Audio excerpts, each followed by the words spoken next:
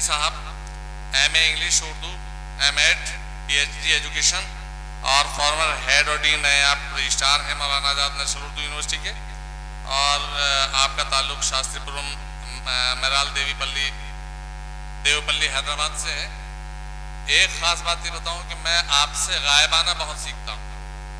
एक तरह से एक लव्वे की हालत में हूँ मैं अपना आपको समझता हूँ, क्योंकि आपकी जो यूट्यूब पर लेक्चर्स हैं मैं उनका शौकीन हूँ, उनको सुनता हूँ और अल्हम्दुलिल्लाह बहुत ही इफेक्टिव और बड़े बड़े इल्म से लबरेज और बड़ी प्रैक्टिकल बातें आपकी हुआ करती होती हैं। तो मैं आपसे दरख्वास्त करता हूँ कि मिसाली मुअल्लिम की खुसूसियात आपसे हम इंशाअल्लाह मुस्तकिल तीनों दिन इस्तिफादा करेंगे। तो मिसाली मुअल्लिम की खुसूसियात से शुरुआत करते हैं। डॉक्टर मोहम्मद महमूद सिद्दीकी साहब तशरीफ लाएं। बिस्मिल्लाहिर्रहमानिर्रहीम। चंद लोग अभी आपस में बातचीत बहुत अहम गुफ्तगू कर रहे होंगे, इसलिए मैं उनके लिए रुकता हूँ। जब वो इजाज़त देंगे तो मैं शुरू करूँगा। सब तरफ से इजाज़त मिलनी चाहिए मुझे, तब शुरू करूँगा।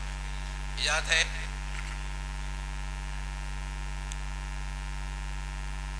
मेरी दरख्वास्त रहेगी मुंतज़िमीन से कि दरमियान में इंतज़ामी उमूर को ना अंजाम दी जाए तो लोग यकसुई के साथ सुन पाएंगे। बिस्मिल्लाहिर्रहमानिर्रहीम। जिस अंदाज में तारुफ करवाया गया उस पर सिवाय अल्हम्दुलिल्लाह कहने के मैं कोई और बात नहीं करना चाहता हूँ, इसलिए कि वक्त बहुत कम है। सभी मौज़ज़ीन, नाज़िम कैंप, असातिज़ा इकराम, अस्सलामु अलैकुम रहमतुल्लाहि व बरकातुहू।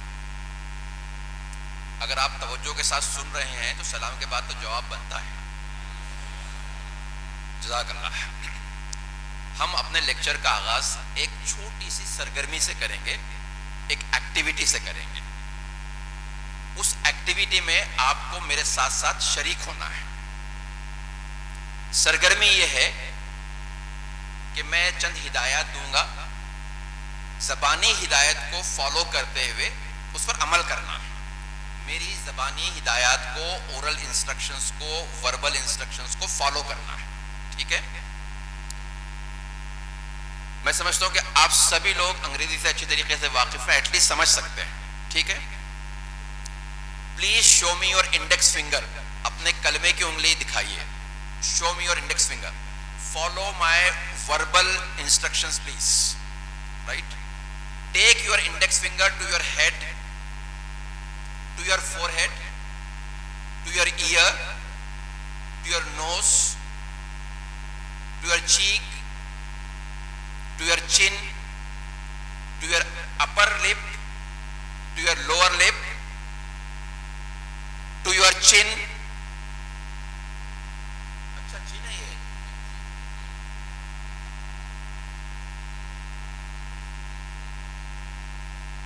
आपको अपने गाल से क्या ज्यादा मोहब्बत है ठुड्डी के मुकाबले में? बताइए, आपने अपनी उंगली चीक पर क्यों लेकर गए?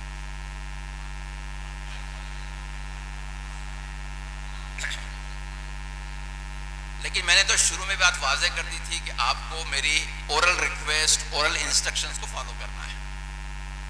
कहा था ना? इसके बावजूद भी आप यहां क्यों लेकर गए? क्या खास मोहब्बत है अपने गाल से? बताइए। मुझे देख रहे थे इसलिए ये गलती हुई। राइट? इसका मतलब यह है कि उस्ताद जो कुछ कहता है यकीनी तौर पर उससे तलबा बहुत कुछ सीखते हैं, लेकिन उस्ताद जो कुछ करता है उससे ज्यादा सीखते हैं। उस्ताद का अमल, उसकी शख्सियत तलबा के लिए रोल मॉडल होती है। अगर उस्ताद बाकिरदार है, बाअखलाक है, तो तलबा को खुद ब खुद अपने अखलाक से, अपने किरदार से बाअखलाक और बाकिरदार बना देगा। उसका अमल बार बार तलबा के सामने आएगा, तलबा उसको फॉलो करते जाएंगे। जैसे अभी आप लोग, हालांकि तलबा नहीं है मेरे, आप तो शुरकाए कैंप हैं, लेकिन आप जिस तरीके से मुझे फॉलो कर रहे थे, आमतौर पर तलबा इसी तरीके से फॉलो करते हैं। राइट? अगर गलती हुई तो आपने ये साबित किया कि आप बहुत अच्छे फॉलोअर्स हैं। गलती में भी एक मुस्बत पहलू है, और जिन लोगों ने جیسے پروفیسر صاحب نے اپنی انگلی برابر چین پر لے کر گئے تو انہوں نے اپنی اسمارٹنیس کا مظاہرہ کیا کہ وہ حاضر دماغ ہیں, وہ برابر اورل انسٹرکشنز کو فالو کر رہے تھے. اکثر لوگوں نے جو غلطی کی تو اس کا مطلب یہ ہے کہ وہ بہت اچھے فالوورز ہیں, ٹیچر کے سامنے اسمارٹنیس کا مظاہرہ نہ کرتے ہوئے انہوں نے اس کو فالو کرنے کی کوشش کی. دونوں لحاظ سے کوئی غلط بات نہیں ہے, ٹھیک ہے, لیکن سبق اسے یہ سیکھنا ہے کہ استاد کی ایک ایک ادا وہ طلبہ کے لیے نمونہ ہے. آپ جس طریقے سے کریں گے طلبہ اسی طریقے سے فالو کریں گے, ٹھیک ہے. آج کا جو عنوان ہے, جو موضوع ہے, وہ بہت اہم موضوع ہے, ایک مثالی معلم کی خصوصیات, ایک آئیڈیل ٹیچر کی کیریکٹرسٹکس اینڈ کوالٹیز. ظاہر ہے کہ بہت ہی اہم موضوع ہے یہ. اگر میں یہ سوال کروں کہ آپ میں سے کتنے لوگ ایسے ہیں جو سب سے اچھا ٹیچر بننا چاہتے ہیں, تو ظاہر ہے کسی کا ہاتھ نیچے نہیں رہے گا. میرا سوال بھی غلط ہے, اس لیے کہ ہر ایک کی خواہش رہے گی کہ میں اچھا استاد بننا, سب سے اچھا ہوتا ہے اسی کو ہم مثالی کہتے ہیں, ہے نا. تو مطلب یہ کہ ہم سب آئیڈیل ٹیچر تو بننا چاہتے ہیں, ٹھیک ہے, یہ ہماری خواہش ہے, جذبہ ہے, اور ظاہر ہے کہ بہت اچھی خواہش ہے, بہت اچھا جذبہ ہے. میری نیک دعائیں اس بات کے ساتھ ہے کہ اللہ تعالیٰ آپ کو واقعتاً آئیڈیل ٹیچر بنائے.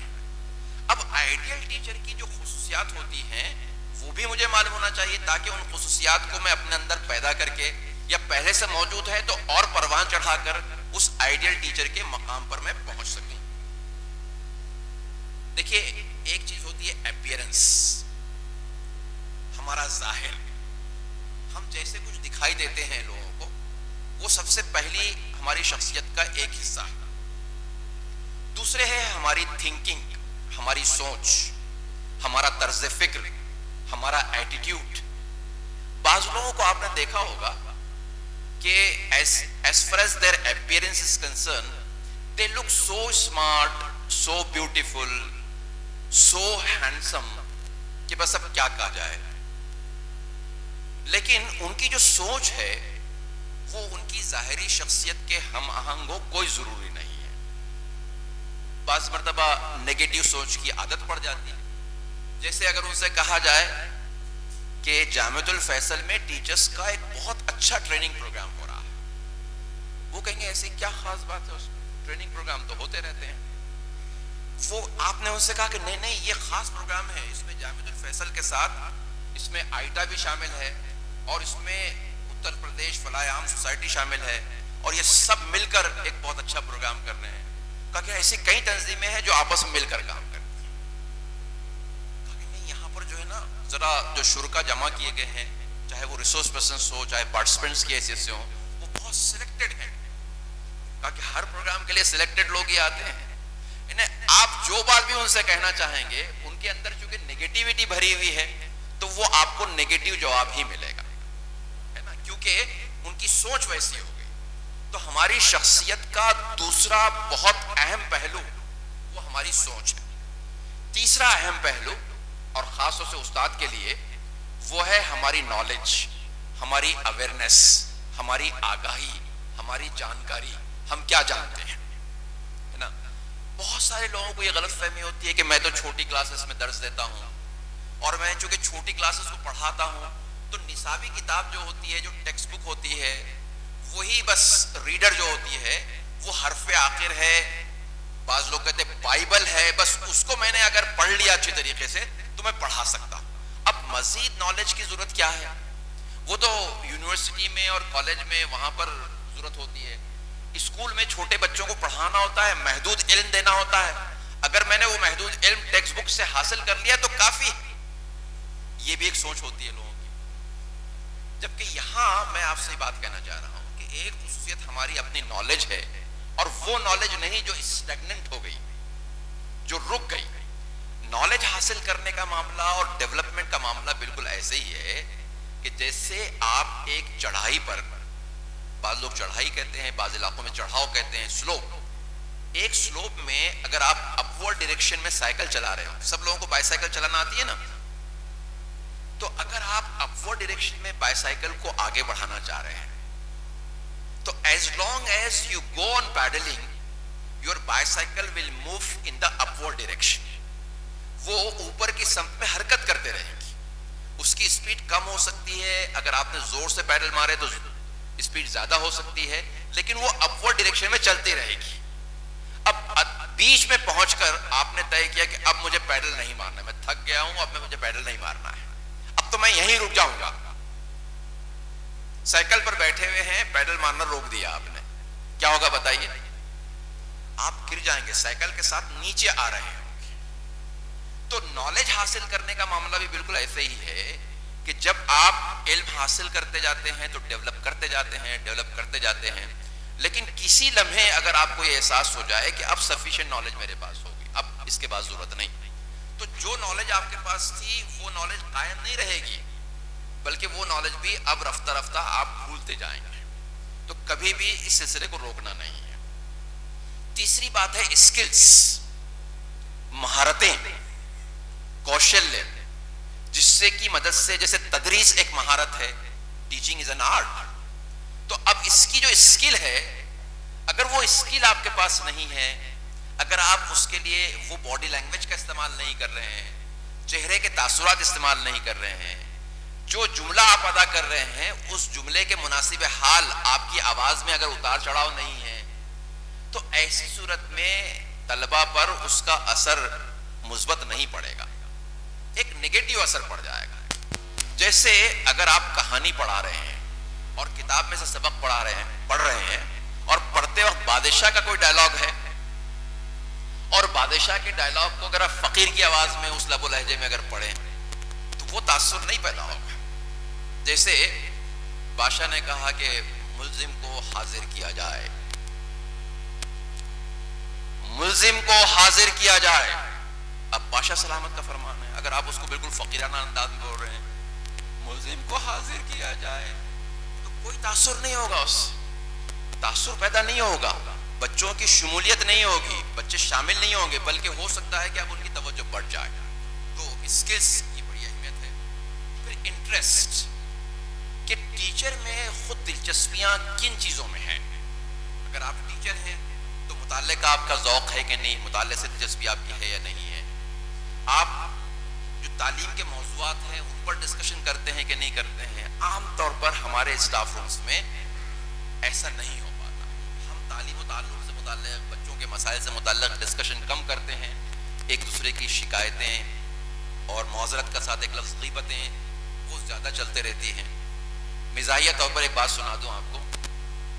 ایک پروفیسر صاحب دلی سے اپنی اہلیہ کو فون کرتے ہیں، وہ کسی دوسرے شہر میں پڑھا رہی تھی، تو فون کر کے انہوں نے پوچھا اپنی بیگم سے، آج کل تو بیگم کو بھی میڈم بولنا ہی پڑتا ہے اگر وہ ٹیچر ہے تو، ہے نا، کہ میڈم آپ کہاں ہیں. شوہر بیوی سے پوچھ رہا میڈم آپ کہاں ہیں، تو میڈم کہتی جی میں اسٹاف روم میں ہوں، اسٹاف روم میں بیٹھی ہوں. تو وہاں سے کہتے اچھا غیبت کدے میں ہیں. کیا کہا انہوں نے؟ غیبت کدا، میں کدا جہاں شراب ملتی ہے، غیبت کدا جہاں غیبتیں ہوتی ہیں. غیبت کدے میں ہیں. کیوں؟ کیونکہ محترمہ اسٹاف روم میں جو کچھ ڈسکشنز ہوتے تھے وہ اپنے شوہر سے شیئر کیا کرتی تھی کہ آج ہم نے اس کے بارے میں بات کی، آج اس کے بارے میں بات کی. تو وہاں سے دلی سے بیٹھ کر پوچھ رہے ہیں. خیر، تو آپ کے انٹرسٹ، آپ کی دلچسپی کن چیزوں میں ہے؟ اور سب سے اہم بات، آپ کی ویلیوز کیا ہیں، آپ کے اقدار کیا ہیں، آپ کے اخلاق کیسے ہیں. یہ تمام چیزیں ایسی ہیں کہ جب آپ ان کو ڈیولپ کریں گے تو آپ کی شخصیت خود بخود ڈیولپ ہوگی. تو آئیے ذرا تفصیل کے ساتھ آپ مطالعہ کریں کہ ایک آئیڈیل ٹیچر میں کون کون سی خصوصیات ہونی چاہیے. دیکھیے یہ پرسنل کیریکٹرسٹکس، ایک لفظ ہے کیریکٹرسٹکس، خصوصیات، اور ایک لفظ ہے کوالٹیز. کوالٹیز کے لیے ہم ایک دوسرا لفظ بھی استعمال کرتے ہیں اور وہ ہے ٹریٹس. تو انگریزی میں ذرا اصطلاح 4 قسم کی استعمال میں آتی ہیں. ایک تو ہے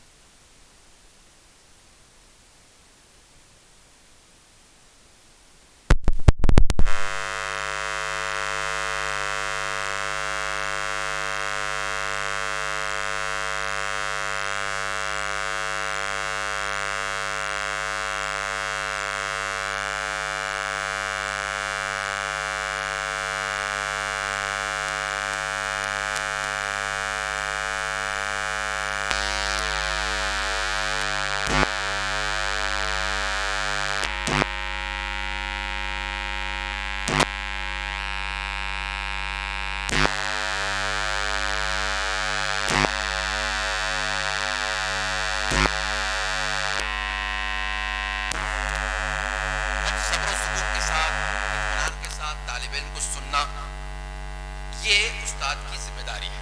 اب وہ اگر صبر و سکون کے ساتھ سنتا ہے تو پیشنس والی جو کیفیت ہے, وہ جو کوالٹی تھی, اب وہ کیریکٹرسٹکس میں تبدیل ہو گئی ہے نا.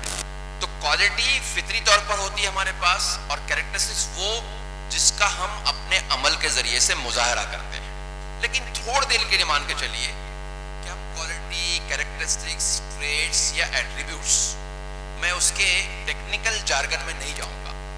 مان لیجئے کہ یہ سب ایک ہیں, کوئی بات نہیں اس سے, لیکن یہ ہے کہ میرے پاس جو ہے تو ہے, اب جو نہیں ہے تو میں کیسے پیدا کروں, اور جو ہے موجود ان کو میں کیسے ڈیولپ کروں. یہ ایک بہت ہی اہم سوال ہے. اگرچہ کہ میرا جو موضوع ہے اس موضوع کے پرویو میں, اس کے دائرے میں یہ بات نہیں آتی, لیکن انشاءاللہ ہم کوشش کریں گے کہ اس کو ڈیولپمنٹ کیسے, اس کا ڈیولپمنٹ کیسے ہوتا ہے, اس کے بارے میں بھی ہم ضرور کچھ بات کر سکیں. بعض چیزیں ایسی ہوتی ہیں کہ جو پروفیشنل کوالٹیز ہیں اور وہ انسان کے پاس ایز اے پروفیشنل ضروری ہیں. جیسے سبجیکٹ ماسٹری, استاد کو اپنے موضوع پر, اپنے مضمون پر عبور حاصل ہونا چاہیے. جو اس کا وشے ہے اس وشے پر پربھتو اگر نہیں ہوگا, اپنے نفس مضمون پر عبور حاصل نہیں ہوگا, کنٹینٹ پر ماسٹری نہیں ہوگی, تو وہ اپنے طلباء کو سکھانے کا ویسا حق ادا نہیں کر پائے گا جو کہ اس نے کرنا چاہیے. اس کی مثال ایسی ہے کہ گھروں میں, لیٹرین میں, باتھ روم میں, کچن میں پانی سپلائی کیا جاتا ہے. اگر 3 منزلہ مکان ہے تو پانی کی ٹنکی کہاں ہوتی ہے, واٹر ٹینک کہاں ہوتا ہے, ٹیرس پر ہوتا ہے.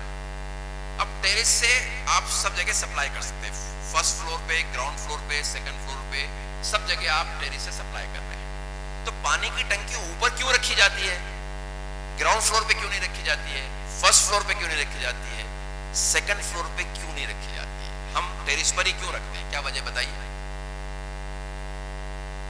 جلدی سے بتائیں, دیر نہ کریں. جی, پانی ہمیشہ اوپر کی سطح سے نیچے کی سطح کی جانب موو کرتا ہے.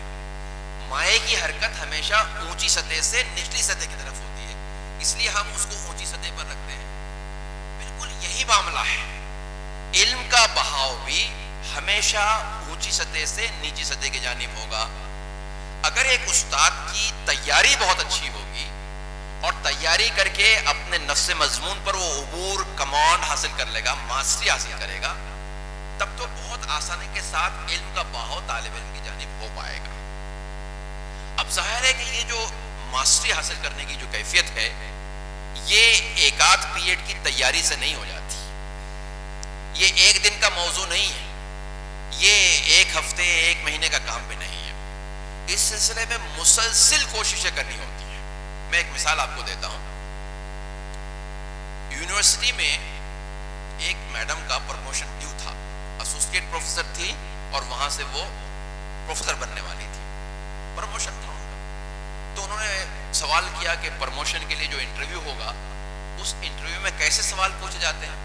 میں نے کہا اب سوالات کا تو کوئی دائرہ محدود نہیں ہے, آپ کو تو بہت اچھی تیاری کرنی چاہیے. تو انہوں نے کہا کہ میں فزکس میں پی جی ہوں, تو فزکس سے متعلق کوئی سوال ہو سکتے ہیں. میں نے کہا کیوں نہیں ہو سکتے, اگر پینل میں فزکس سے متعلق لوگ ہوں گے تو کریں گے. کہا کہ اچھا ٹھیک ہے. ایجوکیشن کی تھی تو ایجوکیشن کے سوال تو ہوں گے ہی. پھر ان کے 2 سبجیکٹس تھے, سائنس اور میتھمیٹکس, ان سے متعلق سوالات ہوں گے. تو انہوں نے کہا اچھا ٹھیک ہے, میں سمجھ گیا. تو میں نے کہا اچھا, عذرائے مذاق میں نے ان سے کہا کہ میڈم آپ کا انٹرویو ابھی شروع ہو رہا ہے, سمجھ لیجیے, آپ مجھے یہ بتائیں کہ پلازما کسے کہتے ہیں, پلازما کسے کہتے ہیں. تو کہنے کہ پلازما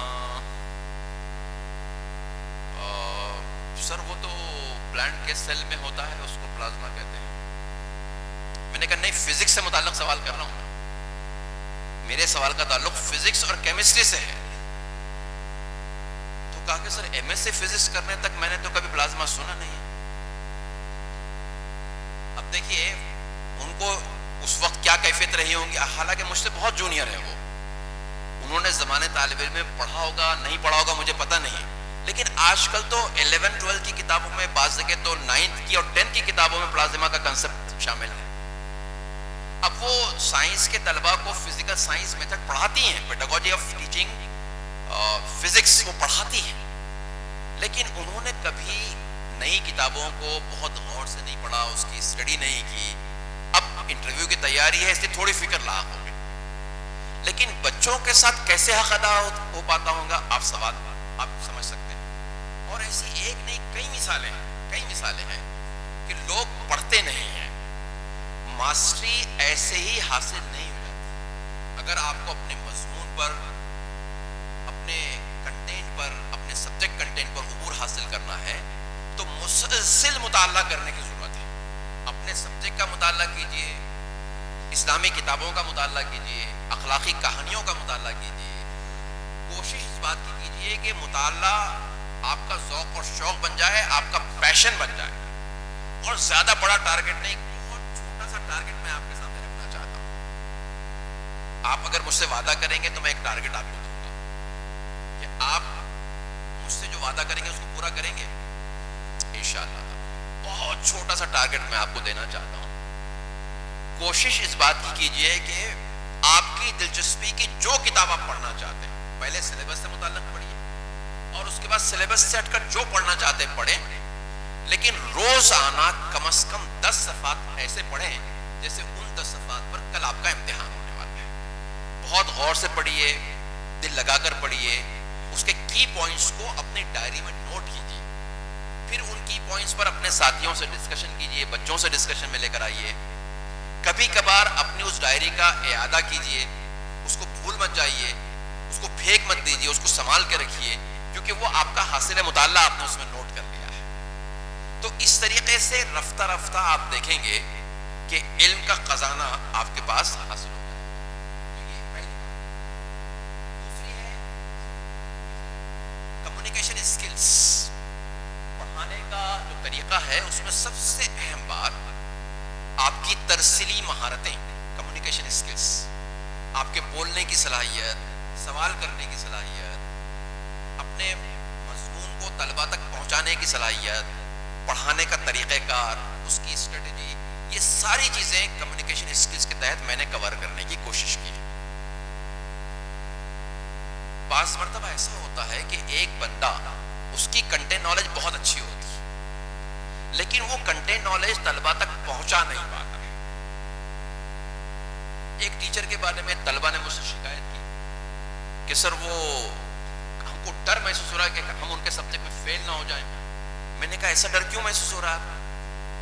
تو کہا کہ سر وہ ہماری سمجھ میں نہیں آتا کچھ. تو اب میرے ساتھی تھے، مجھے ان کو ڈیفینڈ کرنا تھا، تو بجائے کوئی شکایت کرنے کے میں نے کہا کہ دیکھیے وہ بندہ جو ہے اپنے سبجیکٹ کا ماسٹر ہے،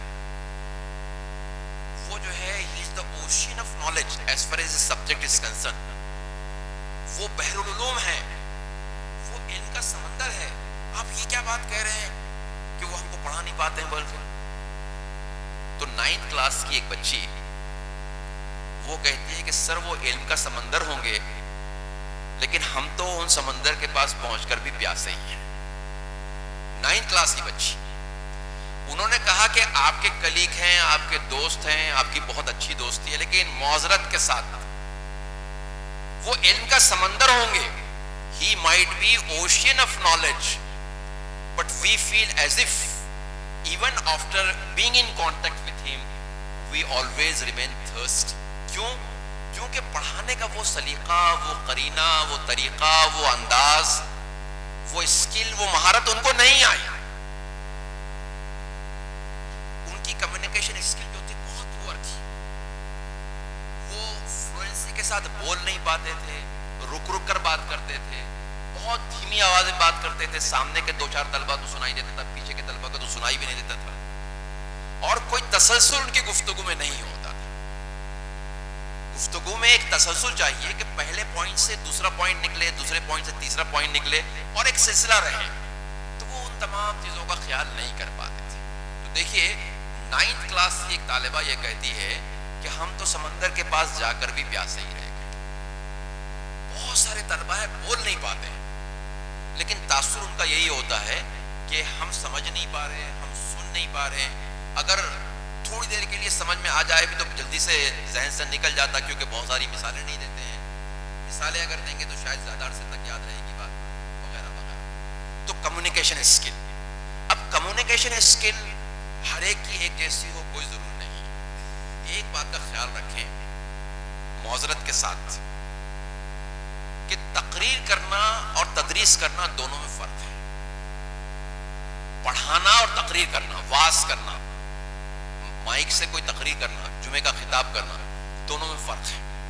یہاں تو زور بیان کی اہمیت ہوتی ہے، یہاں تو لوگوں کو متاثر کر دینے کی اہمیت ہوتی ہے، یہاں تو متاثر کرنے سے زیادہ ایک روب طاری کر دینا ہوتا ہے نا. لیکن جب آپ تدریس کرتے ہیں تو تدریس میں اس وقت تک آپ کو کامیابی نہیں ملے گی جب تک طالب علم کو آپ تینوں لحاظ سے اپنے ساتھ شامل نہ کر سکیں. تینوں لحاظ سے مطلب H1 H2 اور H3. H1 سے مراد ہینڈز، فزیکل انوالومنٹ. طالب علم فزیکلی یا جسمانی طور پر آپ کے ساتھ ہو، جیسے آپ کی طرف دیکھ رہا ہو، کان اس کے آپ کی طرف لگے ہوئے ہو، وہ کلاس روم میں اچھے سے بیٹھا ہو، یکسو ہو کر بیٹھے. دوسری بات اس کا ہیڈ، اس کا ذہن، وہ بھی آپ کے ساتھ کام کر رہا ہے. آج تک دنیا میں ایسی کوئی مشین نہیں نکلی ہے کہ آپ طالب علم کے پاس رکھیں گے اور آپ کو معلوم ہوگا 80% توجہ کے ساتھ سن رہا ہے، دوسرے طالب علم کے پاس رکھیں گے معلوم ہوگا کہ وہ 70% توجہ کے ساتھ سن رہا ہے. ایسی کوئی مشین تو ہے نہیں، ہے نا. لیکن ہاں جو تجربہ کار استاد ہوتا ہے وہ بچوں کے چہرے پر غور کر کے بہت اچھی طریقے سے جان رہا ہوتا ہے کہ طالب علم ذہنی طور پر میرے ساتھ ہے یا نہیں ہے. بہت ساری مرتبہ طالب علم نوٹ دے کر بولتا ہے کہ ہاں ٹھیک ہے ٹھیک ہے سمجھ میں آ رہی بات. وہ نوٹ دیتا ہے، وہ اپنے چہرے کے اشارے سے آپ کو سگنل دیتا ہے. اور اگر کوئی سمجھ میں نہیں آ رہی بات تو جمائی لے کر اس نے سگنل دے دیا کہ میں آپ کے ساتھ نہیں ہوں ذہنی طور. کبھی ادھر ادھر دیکھ کر، کبھی کوئی ایکٹیویٹی کر کے. بعض بچے کیا کرتے ہیں، چاک پیس لیا انہوں نے اور سامنے والے بچے کو مار دیا. اب سامنے والا بچہ جس کے سر پر لگا اس نے پیچھے پلٹ کے دیکھا تو وہی بچہ کہ سر پیچھے دیکھ رہے سر. یہ کیا اس نے ایکٹیویٹی کیا. وہ ایکٹیویٹی کر کے یہ ظاہر کر رہا ہے، سگنل کر دے رہا ہے، اعلان کر رہا ہے باضابطگی سے کہ میں آپ کی تدریس کے ساتھ ذہنی طور پر جڑا ہوا نہیں ہوں. یہ دوسری بات. تو طلباء کا ذہن بھی آپ کے ساتھ ہو. اور تیسری اور سب سے اہم بات، دل، جذباتی طور پر بھی وہ آپ کے ساتھ ہو، اس کی فیلنگز آپ کے ساتھ ہو. اس کو لگے کہ واہ استاد نے کیا جملہ کہہ دیا، واہ واہ. کبھی اس کو لگے کہ کتنی خراب بات استاد نے بیان کر دی، واقعتاً میں تو اس سے دور رہوں گا. اچھائی اگر استاد پیش کرے تو کہے کہ یہ اچھائی تو میں اپنے اندر پیدا کرنے کی کوشش کروں. واہ کیا بات ہے. اور کوئی برائی کو اس انداز میں استاد پیش کرے جیسا پیش کرنے کا حق ہے تو اس کے دل سے نکلے کہ نہیں میں اس برائی میں نہیں بولوں گا. استاد نے جو بات کہی ہے بہت اچھی بات کہی ہے، یہ تو بہت بڑی برائی ہے، میں اس میں ملوث کبھی بھی نہیں ہوگا. یہ کیفیت پیدا ہونی چاہیے فیلنگز کی سطح پر. آپ جانتے ہیں ایک بزرگ سے پوچھا گیا کہ لوگوں تک پہنچنے کے کون کون سے راستے. انہوں نے کہا میری نظر میں تو دو ہی ہے، ایک دماغ کا راستہ اور دوسرے دل کا راستہ. دماغ کے راستے سے مطلب سمجھا کر، کنوینس کر کے، مثال دے کر، دلیل دے کر اس کو سمجھا دیا آپ. لیکن اگر دل اس کا نہیں مانتا ہے نا، تو دل مطمئن نہیں ہوتا، دل خوش نہیں ہوتا ہے، تو آپ کی تدریس مؤثر ہو جائے کوئی ضروری نہیں. ہماری دو ساتھی وہاں بیٹھی ہوئی ہیں، آپس میں کچھ گفتگو کر رہی ہیں. پہلے ان کی گفتگو اہم گفتگو ہو جائے آپ کر لیجیے، مکمل کر لیجیے بات. لاسٹ ان کی طرف سے اجازت ملے گی تو میں شروع کروں. آپ کہیے کہ میں نے اپنے آپ کو تھوڑا سا چینج کیا تاکہ میں مؤثر انداز میں آپ تک پہنچ سکوں. پھر ہے کیوریوسٹی اینڈ انوویشن، تجسس، انکوزیٹونیس. ہر استاد کے پاس تجسس ہونا چاہیے. تجسس سب کے پاس ہوتا ہے فطری طور پر، لیکن ہم اس تجسس کا، کیوریوسٹی کا، جدیاسا کا، جاننے کی جو چاہ ہوتی ہے، چیزوں کو جاننے کی جو چاہ ہوتی ہے، اس کا عام طور پر صحیح استعمال نہیں کرتے. کسی نے کوئی اچھے خوبصورت رنگین قسم کے کپڑے پہن لیا تو ہم یہ تو جاننا چاہتے ہیں کہ اس نے کپڑے کہاں سے خریدا ہے نا. لیکن کسی نے بہت اچھی کتاب کا حاصل مطالعہ پیش کیا تو اس کتاب کا نام کیا ہے، اس کے مصنف کون ہیں، وہ کتاب کہاں اویلیبل ہے، آپ نے کہاں سے حاصل کی، ہماری لائبریری میں وہ کتاب موجود ہے یا نہیں ہے، یہ تمام چیزیں ہم جاننے کی کوشش نہیں کرتے ہیں عام طور پر. تو ایک استاد کی بہت ساری خوبیوں میں سے ایک خوبی یہ ہے کہ اس کے پاس کیوریوسٹی ہو، اور دوسری بات انوویشن ہو، اس کے پاس جدت پسندی ہو، اس کے پاس اپنے کام کو نئے نئے انداز میں کرنے کا سلیقہ اور قرینہ ہو. بعض لوگوں کو آپ نے دیکھا ہوگا کہ تقریر کر رہے ہیں، آ کر ایسے مائک کو پکڑا، اب ایسے جو پکڑ لیا اور ایسے کھڑے ہو گئے تو آدھے گھنٹے کی تقریر تو آدھا گھنٹہ ایسے ہی کھڑے رہیں گے. بعض لوگوں کو ایسے کرنے کا، اب ایسے کرنے کے کھڑے ہو گئے تو آخر تک ایسے ہی کھڑے رہیں گے. بعض لوگ بلیک بورڈ پر لکھنے کے عادی ہو، اب لکھے جا رہے ہیں. اگر کلاس 11 بجے شروع ہوئی تو 11 بجے سے لکھنا شروع کیا تو کب تک لکھ رہے ہیں؟ اگر 11:40 پر ان کی گھنٹی ختم ہو رہی ہے، ان کا پیریڈ ختم ہو رہا، ان کی کلاس ختم ہو رہی ہے، تو 11:40 تک وہ لکھتے ہی رہیں گے. اس سے کیا ہوتا ہے؟ ایک مونوٹونی آ جاتی ہے، ایک یکسانیت آ جاتی ہے، ایک جیسا انداز آ جاتا ہے. اور وہ ایک جیسا انداز کیا کرتا ہے؟ بوریت پیدا کرتا ہے، اکتاہٹ پیدا کرتا ہے، طلباء کو تھکا دیتا ہے. دیکھیے، اگر میں آپ سے سوال کروں کہ آپ کا فیورٹ آرٹسٹ کون ہے، فیورٹ اسٹار کون ہے، اگر میں آپ سے سوال کروں، مان لیجیے آپ کسی کرکٹر کو پسند کرتے ہیں، آپ اس کے فین ہیں، تو آپ نے نام بتا دیا. اب آپ کے اس فیورٹ کرکٹر کو میں یہاں لا کر بٹھا دوں، اب میں فیورٹ کرکٹر کو یہاں لا کر بٹھا دوں، مان لیجیے کہ یہی فیورٹ کرکٹر ہے، ان کو لا کے میں نے بٹھا دیا.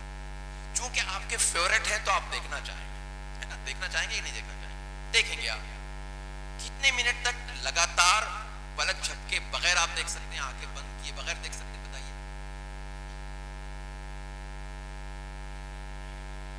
جی 20-25 سیکنڈ تک دیکھ سکتے ہیں. بہت فیورٹ ہے، بہت زیادہ شدت کے ساتھ چاہتے ہیں، چلیے 1 منٹ 2 منٹ تک دیکھ لیں. لیکن پھر آپ کی توجہ بڑھ جائے گی، ادھر سے کوئی بچہ آ رہا ہے آپ ادھر دیکھنے لگیں گے، ادھر سے کوئی آدمی جا رہا ہے اس کی طرف آپ دیکھنے لگیں گے، کہیں سے کوئی آواز آ گئی اس کو آپ سننا شروع کر دیں گے، توجہ بڑھ جائے گی. تو فیورٹ اسٹار کی طرف بھی مسلسل اگر آپ نہیں توجہ دے پاتے ہیں تو بچوں سے اس بات کی آپ کیسے امید کرتے ہیں کہ 40 منٹ تک لگاتار توجہ کے ساتھ وہ آپ کو دیکھتے رہیں، آپ کو سنتے رہیں؟ اگر میں ایسی امید کر رہا ہوں تو مجھے یہ سوچنا چاہیے نا کہ آخر میرے اس چہرے میں، میرے اس منہ میں، عام زبان میں کہ تھوبڑے میں، آخر ایسی کیا کشش ہے کہ میں طلباء سے امید کرتا ہوں کہ مسلسل مجھے دیکھتے رہیں؟